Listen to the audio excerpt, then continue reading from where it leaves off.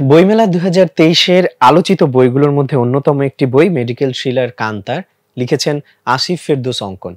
এই বইটি এতটাই জনপ্রিয় হয়েছিল যে এরপরে মেডিকেল থ্রিলার নিয়ে আরো নতুন নতুন অনেক লেখকই লিখেছেন এবং আসিফ ফেরদৌস অঙ্কন নিজেও পরবর্তীতে এই মেডিকেল থ্রিলার নিয়ে লিখেছেন। তো রকমারি.com থেকে যারা এই বইটি কিনেছেন তারা অনেকেই রকমারি সাইটে বইটি নিয়ে রিভিউ দিয়েছেন। সেখান থেকে আমি কিছু রিভিউ আপনাদের জন্য শোনাচ্ছি। প্রথমেই একটি রিভিউ পড়ছি, লিখেছেন এমডি রফিকুল ইসলাম। নিতান্তই সাধারণ একটা থ্রিলার বই হিসেবে কিনেছিলাম বইটা, পড়ার পর বলছি আলহামদুলিল্লাহ, এত সূক্ষ্ম একটা বই পড়ার সুযোগ করে দিলেন আল্লাহ।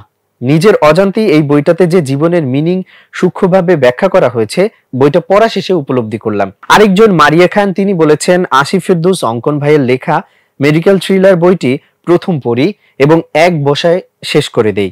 খুব ভালো লেগেছে, প্রতিটা চরিত্রকে খুব ভালোভাবে ফিল করতে পেরেছি আমার কল্পনার শহরে। লিখেছেন ফারজানা খন্দকার, বইটা খুবই ভালো, তবে উপন্যাস হিসেবে খুবই ছোট, আরেকটু বড় হলে ভালো হতো, তবে কাহিনী, প্লট, টুইস্ট খুবই ভালো এবং উপন্যাসের শেষটা আমার খুব ভালো লেগেছে।